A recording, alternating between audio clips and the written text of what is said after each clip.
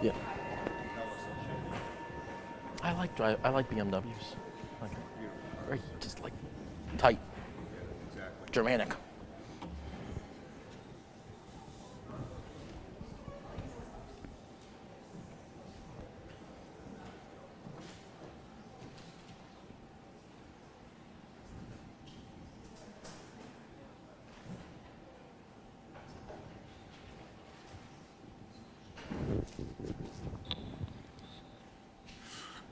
Good morning, all. Good morning. Is that rousing enough? That was awesome. Okay.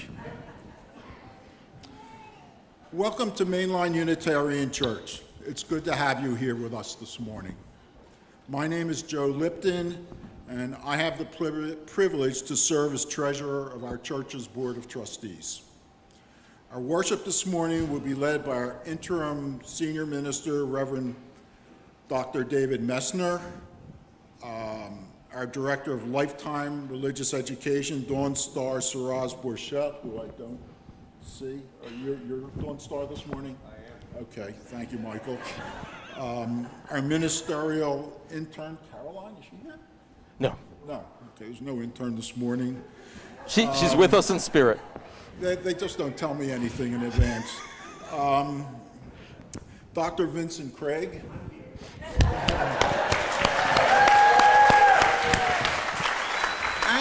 And our wonderful MLUC choir. Woo! And Emma Mellon is our worship associate. We are Unitarian Universalists. Our denomination was formed by the merger of Unitarianism, which holds that God is one, and Universalism, which tells us that whatever our ultimate destiny may be, we will share in it equally. We had a lovely alfresco Passover Seder here last Tuesday evening.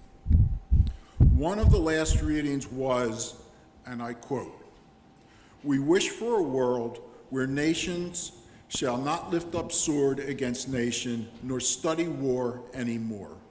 We wish for a world where people are not treated differently because of their race, their religion, their gender, their age, their marital status, their skin color, the people they love, their profession, or their politics.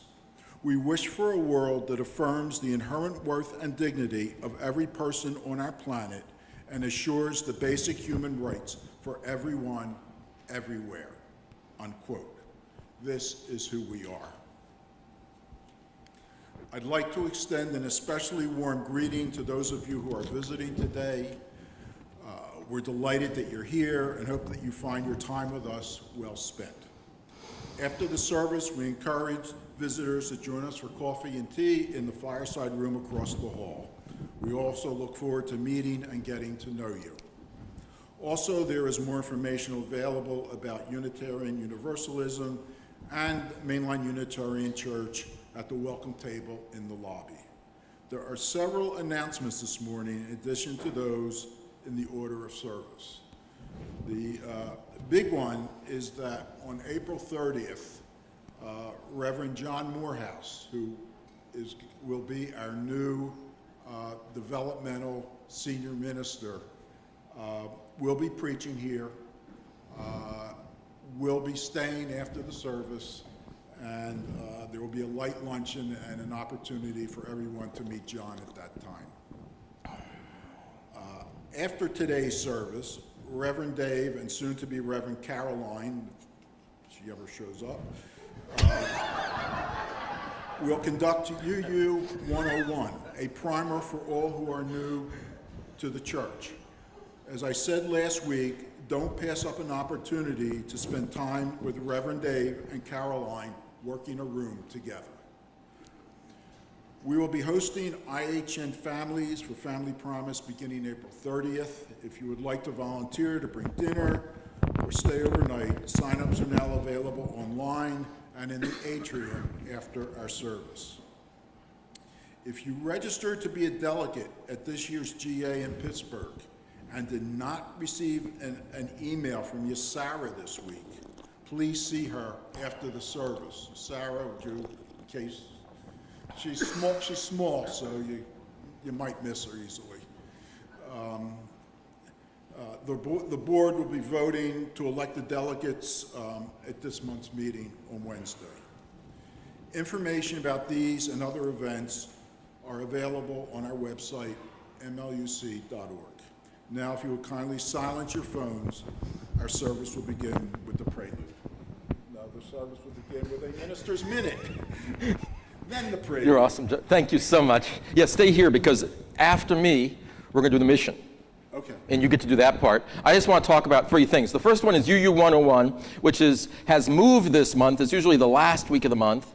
But we have John coming, Reverend John coming, and I'm out of town and everything. And I said, let's pull it forward. Just for the record, I knew Caroline wasn't going to be here today, so she's not lost. She's not AWOL. But I put it on today, so if you are not yet a member of the church and want to connect, I'm going to be available in Greeley after the service. If you're brand new to the church, the irony is you don't know what I mean by Greeley. So that's just a great example of what Unitarian churches always do. Meet me out there, and I will take you to Greeley after church, which is the little conference room right out here, and we'll have a conversation about Unitarian Universalism and getting involved in this place. Thing number 2, where is Kristen? There. So everyone look at Kristen. Kristen is a new member as of this past year, which is awesome. Woo! And at Kristen's initiative, we have brought back a long-standing practice of the church, which is taking up a food offering. She has us connected with the Phoenixville Food Pantry. I'm misquoting it, but it's close enough. And what we're going to do is we have one box in the front hall, and we have one box here. And one practice I've really enjoyed in past churches, which I wanted to experiment with, which is, you'll note our young folks depart before we take up a financial offering. So earlier, I want everyone to know that you can come and you could bring a food offering, shelf-stable food offering, and we have a bin right over there. We might prettify it, but a way to have that practice. You don't have to be young to do it, but in my past churches, it's been a really nice symbolic way to talk about how we bring and how we share of our gifts, and something the kids can do. So let's do that as an experiment. You'll hear more about it. I thank Kristen for re-enlivening this. We'll do some decorations or something. You saw like a cornucopia sort of thing over here by the fern. I don't know. Okay, so that's exciting. Feed the hungry. That's important. Now, the next thing I wanted to say is an update on the campaign. We are slated today to end the campaign for the church. By the campaign for the church, we mean we make pledges. Everyone who's a member, a friend, or a participant in the church makes a pledge for the coming year. A pledge is a commitment of financial offering in the coming year, because we start with a zero-based budget every year, and what we raise determines what we can do in terms of staffing and everything else. Today is the targeted conclusion. I have the very excellent news that we have, as of this morning, they were coming skidding in this morning, 80% of the congregation has pledged as of this morning.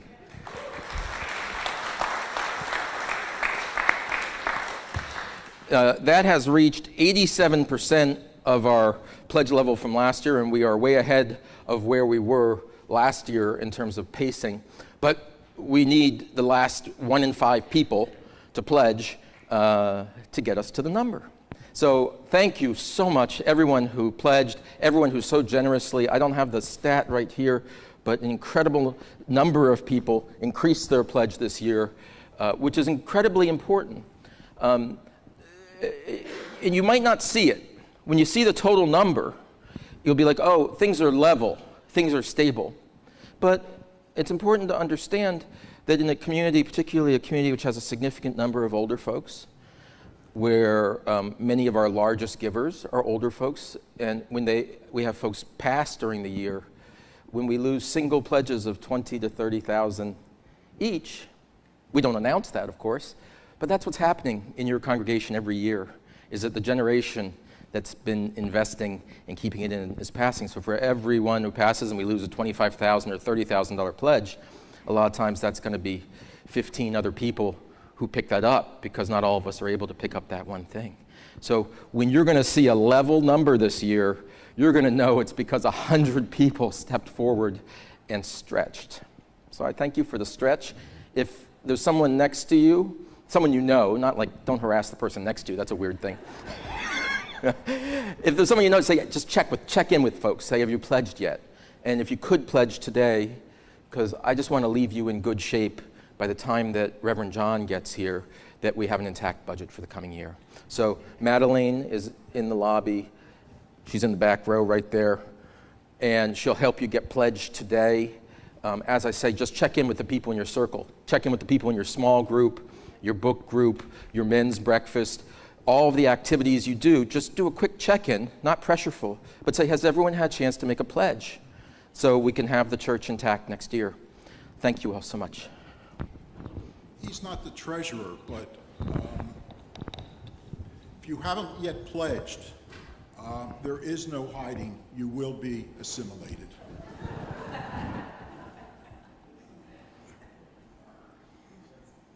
Our mission statement, we'll recite it together. Together, we transform lives through love, service, and our welcoming faith. Thank you, John. You step right there. Today we light our chalice in anticipation of Earth Day. Today we light our chalice as a symbol of our connection to the natural world, not as observers of the natural world, but we ourselves a living part of it. We light our chalice today as a symbol of the flame of our commitment to tend to the earth we have been gifted. To tend to the earth we have been gifted.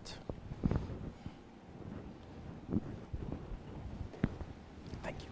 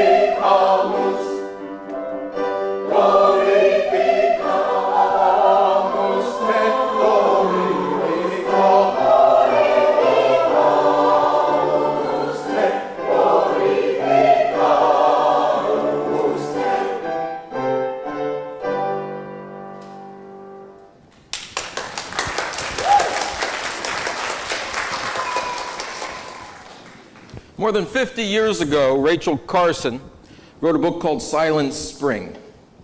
In her chapter on the obligation to endure, she wrote these words: "The history of life on earth has been a history of interaction between living things and their surroundings.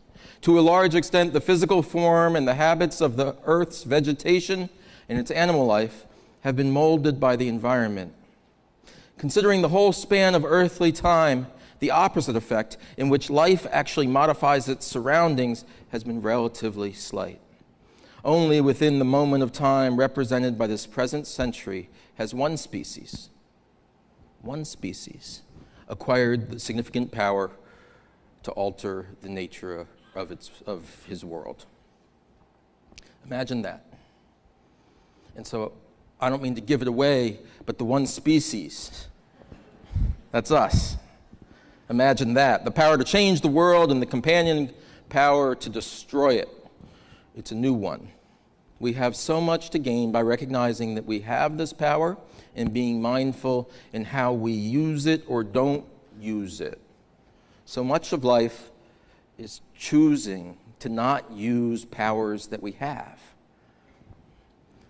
We've had a 50-year process of awakening that began with Carson talking about the way chemicals that we were pumping into the system was hurting human and non-human animals alike. 50 years, more than 50 years now, of waking up, and yet it still seems that we're not there yet. This is one of the reasons we come to church, particularly, I believe, this church, why we gather in religious community and why we seek to live a life of faith, because we have more power than we recognize.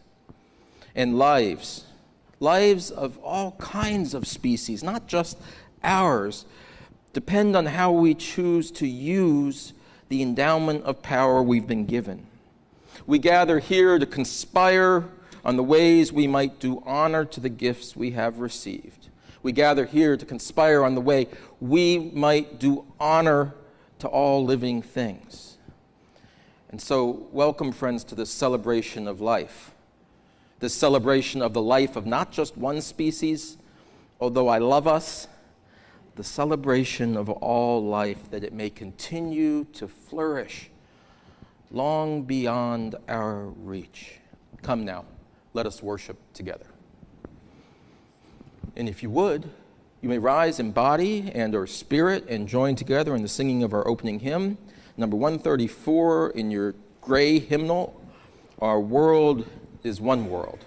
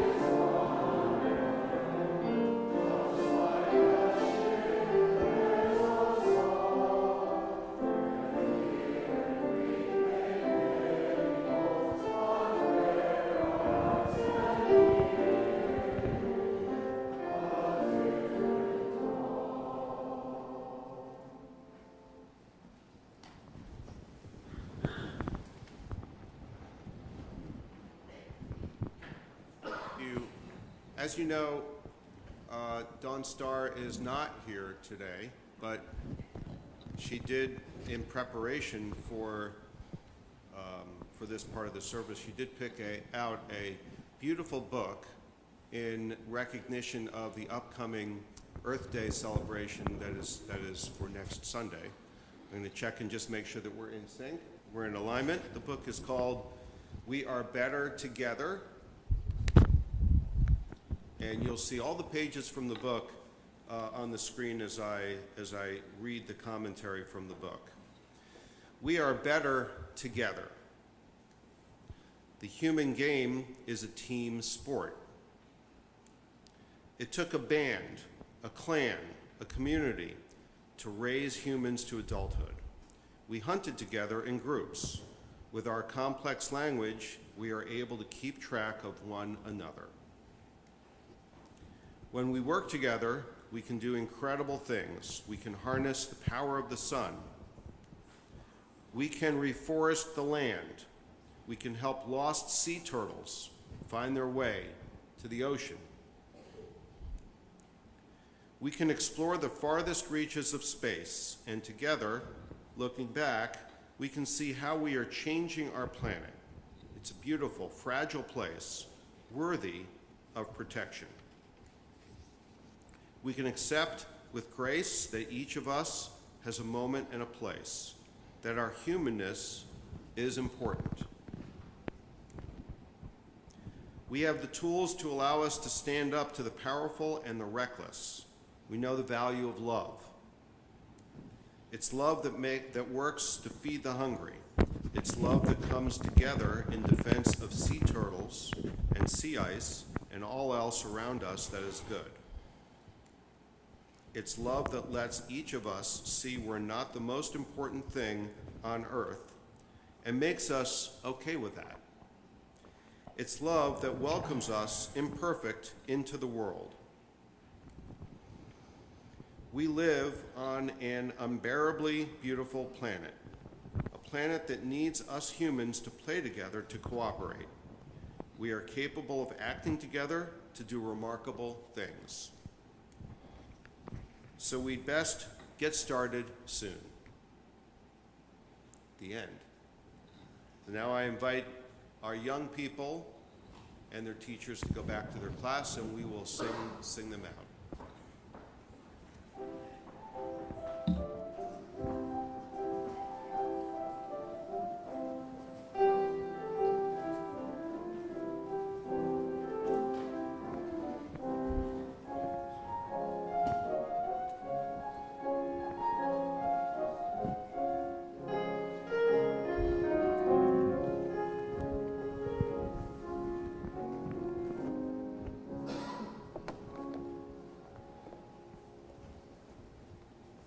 Our April outreach partner this week this month is Ardmore Victory Gardens.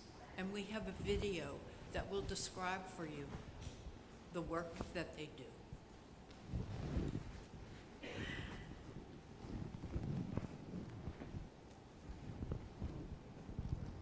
Here in Lower Marion, which is one of the most affluent areas in the country, 10% of children in the Lower Marion School District, which is about 1,000, are on free and reduced lunch.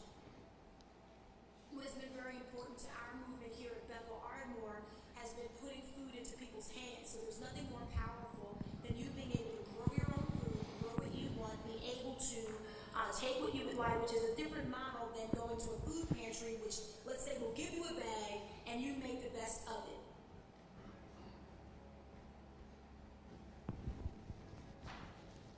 It's never too early to learn to grow, and you don't have to be an expert at it. It's trial and error.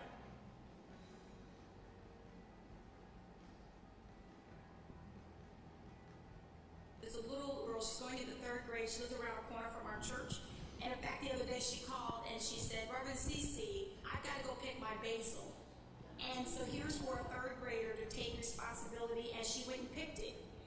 And put it on her, dining room table, and had a conversation with her grandmother as to how, they could go about preserving it, putting it into a brown bag, chopping up so they could have it for later moments of, cooking and being together.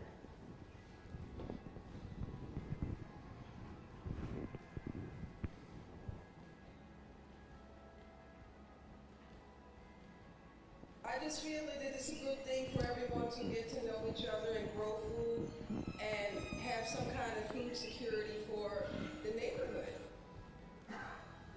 Each of us plays a part in the care of nature. And I think that's the best takeaway that all of us can take. And this is what this experience to me has meant. Taking care of Mother Nature and each other.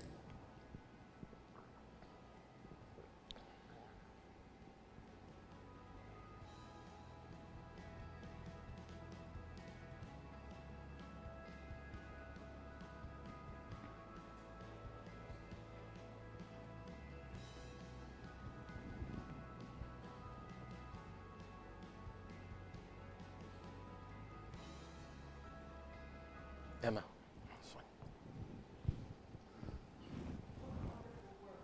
Makes me want to go play in the garden or eat. There are several ways you can contribute today. You can use the QR code. Those of you who are watching remotely can use the Give link on our church website. And for those of you in this room, there'll be a basket coming by. Thank you very much.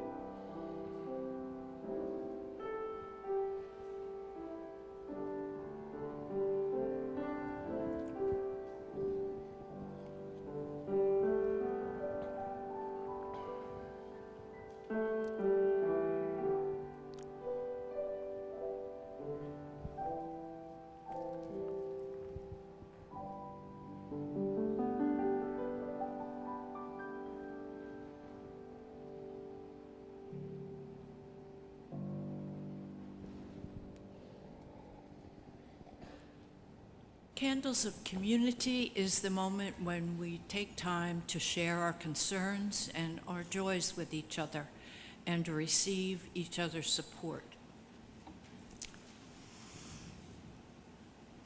At the end of each announcement, please join me in saying we hold you in our hearts. In gratitude to all who work for the health of our environment, especially those here in the Environmental Justice Committee. You can just capture our flame. We hold you in our hearts. That all of us may experience and understand more deeply our kinship with the earth, with its power, with its vulnerability. We hold you in our hearts. Gary Merkin reminds us to remember all those killed and injured at the Boston Marathon 10 years ago. For them, their families and friends, we hold you in our hearts. And the Merkin family has front and center today because the next announcement I received in the mail from Laurie Rogers, who said, "A joy just occurred this morning. My son, Christopher Merkin, got engaged to Bridget Carlin in Paris."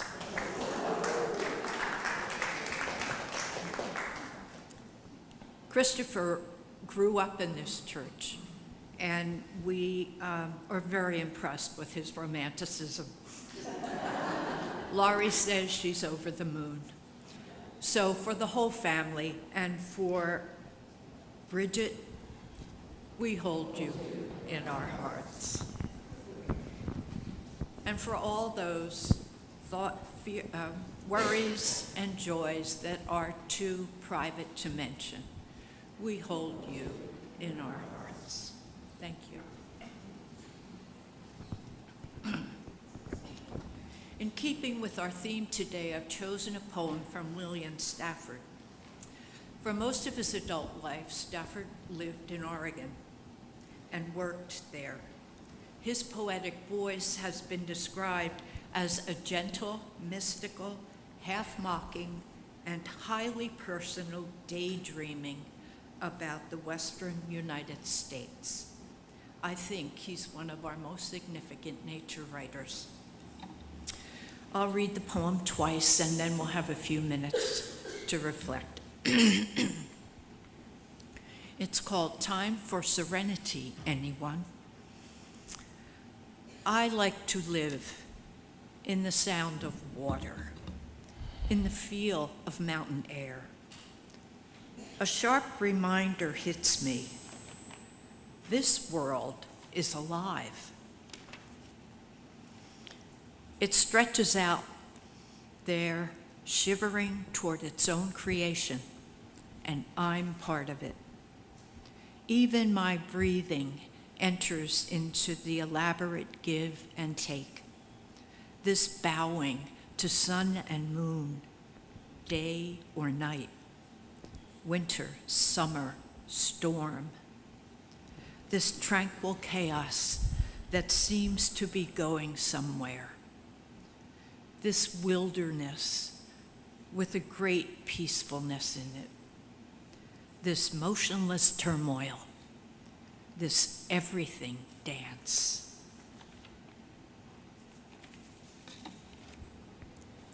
I like to live in the sound of water, in the feel of mountain air. A sharp reminder hits me. This world is alive. It stretches out there, shivering toward its own creation, and I'm part of it. Even my breathing enters into the elaborate give and take.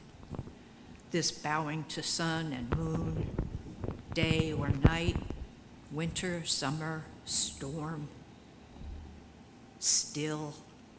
This tranquil chaos that seems to be going somewhere. This wilderness with a great peacefulness in it. This motionless turmoil.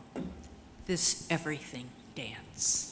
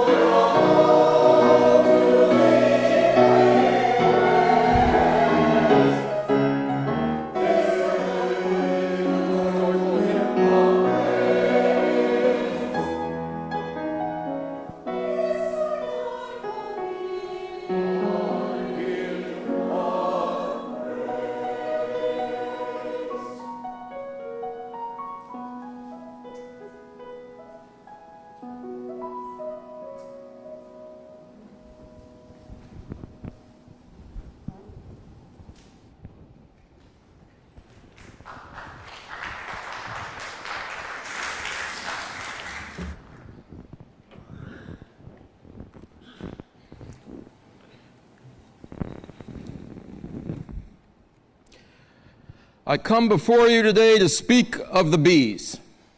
Henceforth, this will be known as the bee sermon.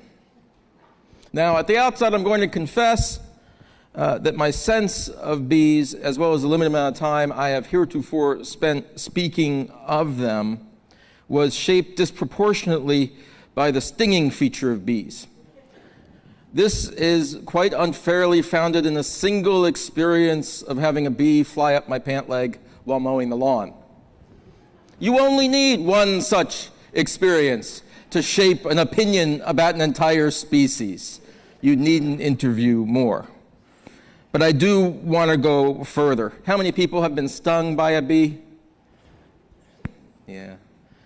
This is a hard sermon. So I want you to, in your heart, put that aside for a second.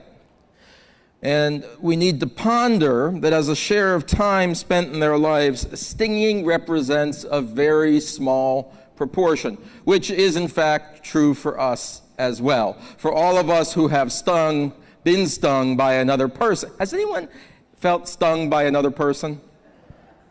Yeah. Church is a lot about putting that feeling aside, that we may go deeper and see some good in this species. So we're going to practice on bees, and then we'll take it back and we'll like each other more, I think, because of it. Indeed, stinging, because it's a very decisive and often fatal act, any given bee that you meet will not have spent a lot of time in its life stinging. Most of the time, the bees are out doing other business, and that business is important to us. Working together, bees produce about 1.5 million metric tons of honey each year, and I want to suggest that's just the direct output of one kind of bees, because the work that the bees do that's less obvious but more important to us isn't the pollination of all kinds of flowering things. 3/4 of flowering things require animal pollination in that way. So the bees keep us alive. The honey is a kind of symbol of the good the bee does, but the real work of the bee is hidden. So this metaphor, I think, has something to do with our own sort of way in the world. We each have a very specific job. We have deliverables, things we must do every day. But that's the least of it. I want to suggest that the thing you do at your office every day, or for some of you, the office you went to for 40 years and don't have to go anymore, is important, has a sweetness to it, like the bee's honey, but is the least of it. That you are keeping us alive by being part of the entire system of pollination, of support, of connection in the natural world. And we must never forget two things, right? That our work is not usually the thing we call work. That's not the most important reason we've been put on this planet. And the second thing is that without us, it all collapses. Without us doing that invisible work, and without us being connected to others and continuing to play our part, the entire ecosystem of which we are a part will no longer exist. So bees, I think, also have something important to teach us, not only about the nature of what it is to be human, occupying our little species spot, but also something to teach us about the state of the world, right? In the past decades, there's been a growth of what's known as colony collapse disorder. Mysteriously, colonies of bees dying, the entire hive. It could be parasites, it could be some kind of infectious disease, it could be tiny changes in temperature or rain. We don't know. But we have moments where we can look and we can see collapse happening. And the small collapse we can see happening is a signifier of some greater risk that we can't see, and I don't think we can fully grasp. And so paying attention to the bees is a way of understanding something of the dynamic of the world in which we are embedded, the world by which we are blessed, and the world by which we are imperiled. So it's a difficult sermon here today about bees that teach us about blessing and about peril.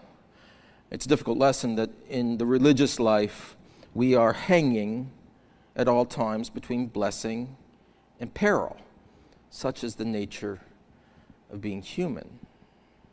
Now, in the tradition, one of the ways that it's talked about is this notion of sin. Somewhere between grace and sin hangs the human, wrestling between those two things. And I don't embrace some of the orthodox notions of sin, meaning ontological sin, meaning we showed up bad and we're leaving bad. I don't think it's that. I think it has something to do with the structural capacity for sin, the capacity for structural sin, which is our capacity to destroy the world.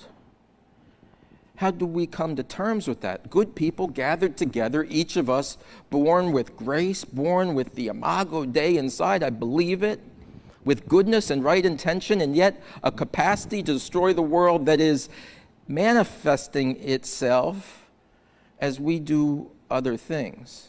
Indeed, going back, doing our jobs, doing our real work, and yet the world threatens collapse. The world is in ecological peril like never before. The alteration of the global climate is connected to us. You'll remember it was quite some time ago, Jared Diamond wrote a book on collapse that was a wonderful text. And he had a phrase in there in looking at all of those societies that had collapsed over time, Easter Islanders, the Vikings, the Mayans. And he described what he called creeping normalcy. It's the creeping normalcy that gets you. And we could use that theme a lot in this religious setting. Part of why we come to church, I use that phrase a lot, why we come to church, is to awaken ourselves. And yes, I think this is a woke church. If not fully woke, a church that isn't against waking up and noticing creeping normalcy that just isn't right. It's not a fearful thing, I don't think, that we point to something to say over time it's become habit to become disconnected from others. The creeping normalcy of not seeing people in person through COVID, for instance. It's okay, go a week, don't see anybody. The creeping normalcy of disconnection, the creeping normalcy of not talking to your family, the creeping normalcy of wild climate change. All of these things are connected. We are knowingly and unknowingly, ignorantly and viciously, depending on the time, the person, and the situation, depleting our resources, poisoning our environment, and securing the certainty of our own eventual extinction. With that, I end my sermon. Thomas Hobbes, the philosopher, he talked about the remarkable capacity of bees to live in a productive and sustained social life without any governance. This is one of the things I love most about bees. And when I talk about bees, often in relation to church, I always point out that the idea of church is to create a space like a hive. Because if you get bees to gather together in a hive, they know what to do. The honey comes as if by magic. You don't instruct the bees, you don't direct the bees, you don't do anything. You just tend to this hive. And that's how I think about church. People don't need to be told how to do their ministry in the world. People need to be given the space, the collective, the folks buzzing beside them, and then it all begins to blossom and we simply produce honey. Hobbes was skeptical. He said, humans, we don't have something of that natural instinct. All we have is this idea of covenant. He says humans are contractarian. He was being a social contract. We have a social contract that says, okay, we're going to buzz together, we're going to work together, we'll make some honey. Okay, I got it. And his feeling was that covenant was weak and the bee instinct is strong. And I want us to think about those two things in our spiritual work around Earth Day.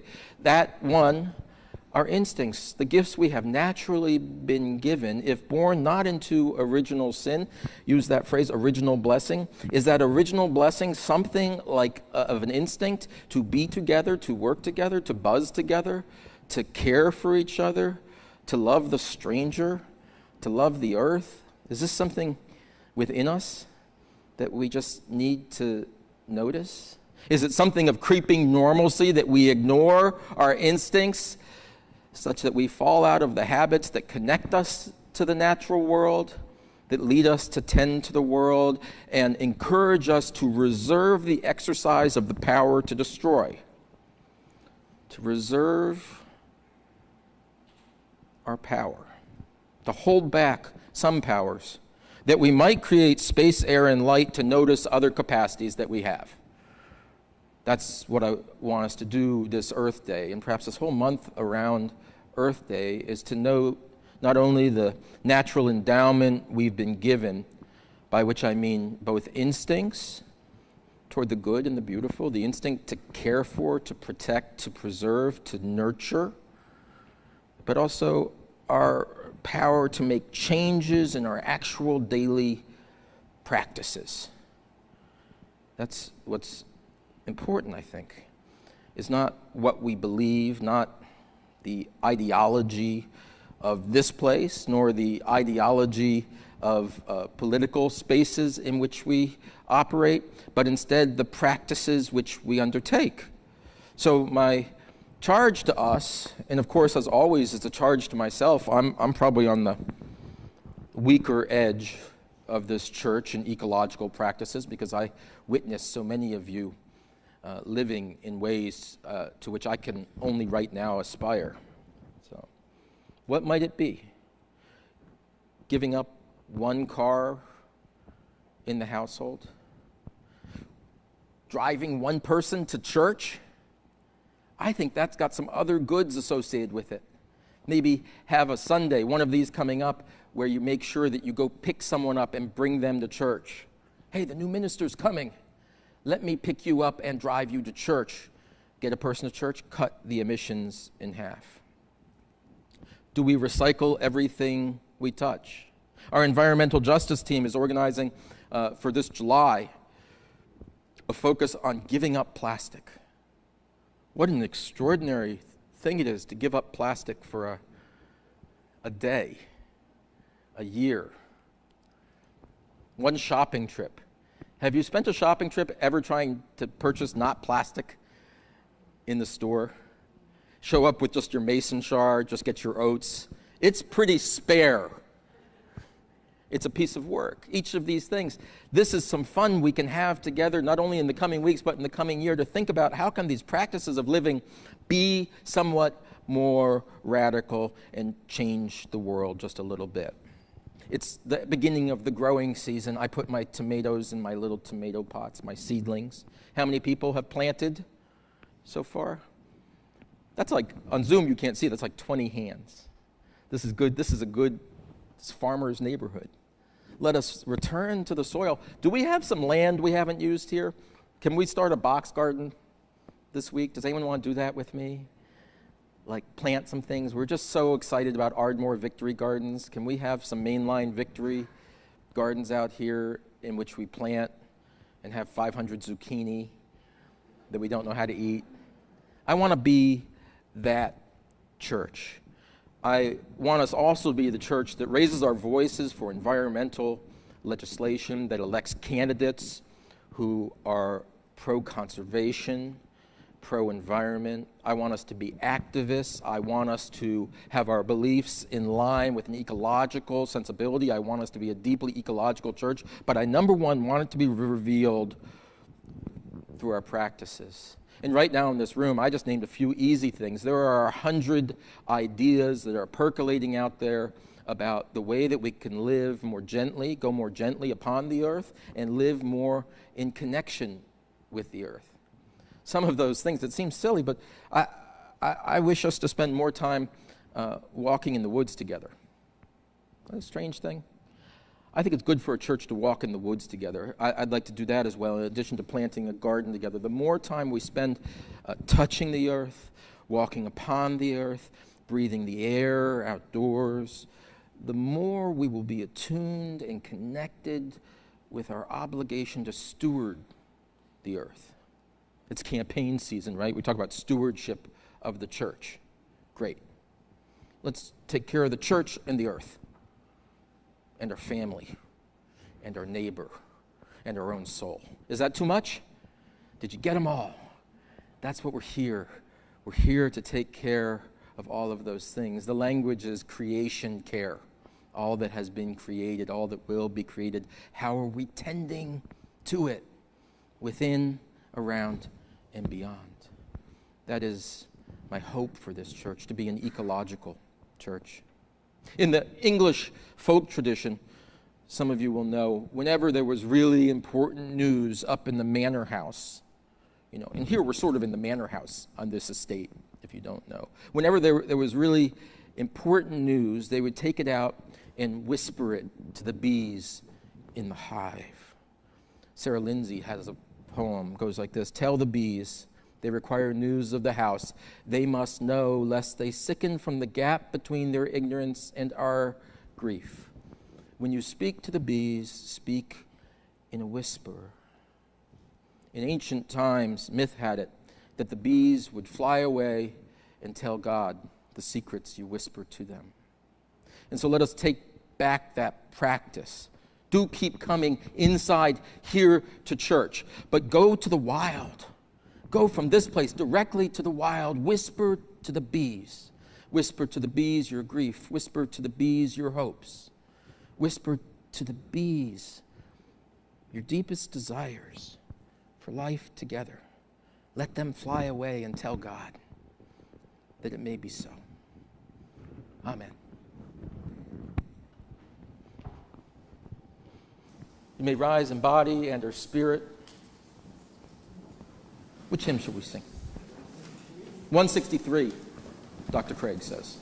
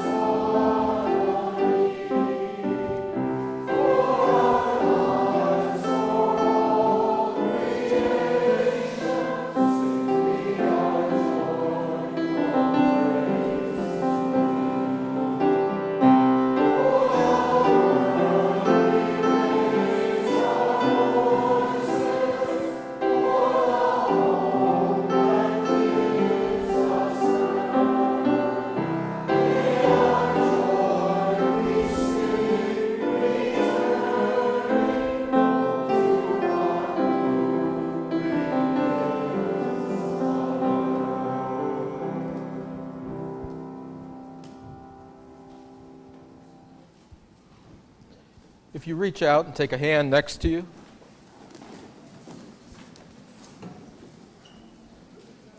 as you go from this place, may you take with you the blessing of the bees. Be grateful. Be hopeful. Be brave. And be well, my friends. Amen.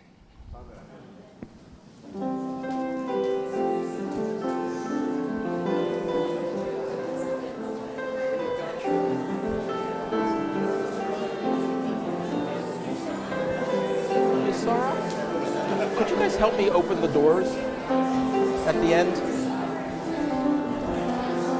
last ushering task I would like is just to thank you so much.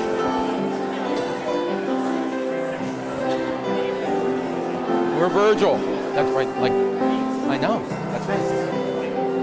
That was a really nice breathing too. We could have had.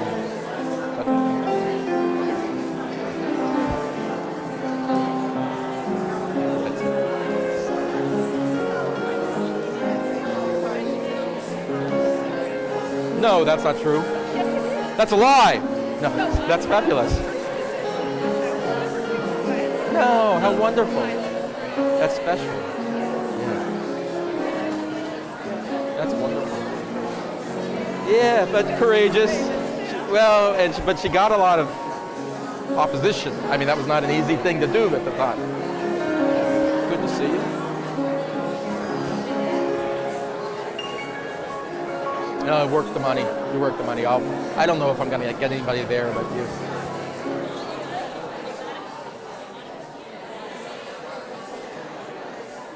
Okay.